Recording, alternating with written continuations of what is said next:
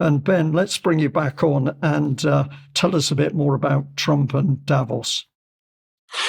Indeed, I would have to echo your sentiments, Brian. He's very clearly coordinating with the globalist system, and he talks about them as his friends, ultimately. He was there at Davos virtually, so he wasn't there in person. It was only a few days after the inauguration. You can see him up on screen there.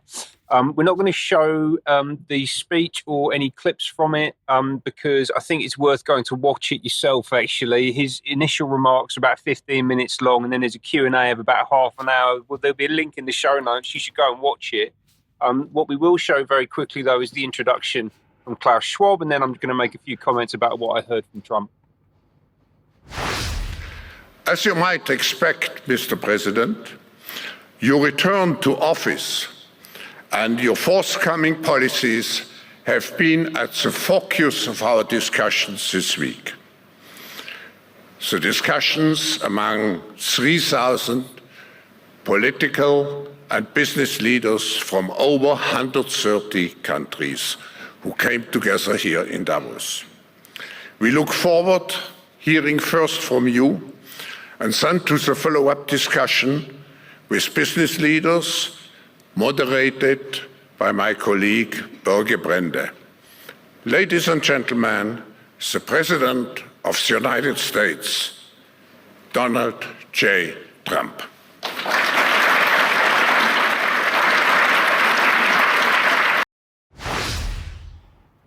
So as I say, we won't show the speech, but you should go and watch it. But a few comments from me on it.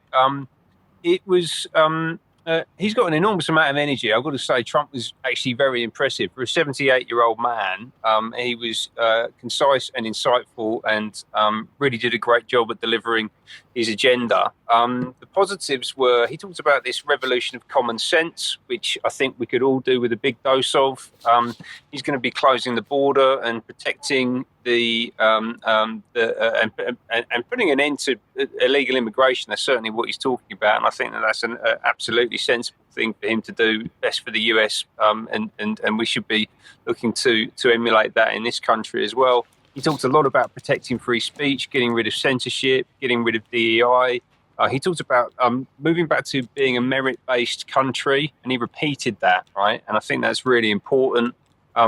He announced a national energy emergency, promoted oil and clean coal as he talked about it. And I think really importantly, he talked a lot about pursuing peace efforts in Ukraine. I know that this will resonate with you, Brian, right? And he talked about millions dead, nothing like it since World War II. He mentioned that twice. And it actually came across as quite genuine, to be honest with you. And he mentioned talks of denuclearization talks between Putin and Xi. And there were some good things in there, right? There certainly were, right? But there were definitely some negatives as well.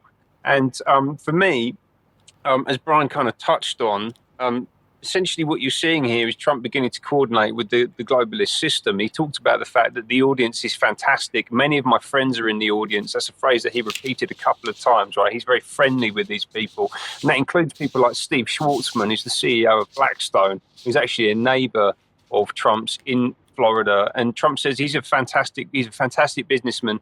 He's an asset stripper, right? That's what Schwarzman is. And unfortunately, these are Trump's people.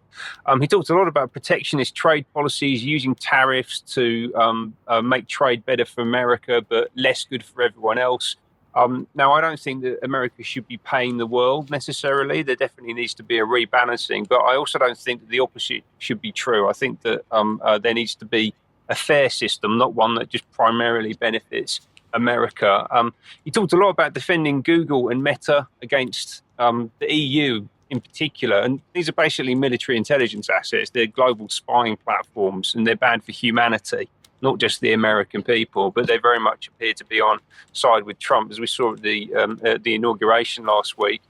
And also, really crucially, and this is the absolute kicker for me, is that he was, again, bigging up this $500 billion investment into Project Stargate, which basically, for me, is the Stasi and the Gestapo and the gulags and the concentration camps all rolled into one, delivered by a public-private partnership of SoftBank, Oracle, and OpenAI, and that is bad for everyone. So we'll see how it goes. We certainly will. Thank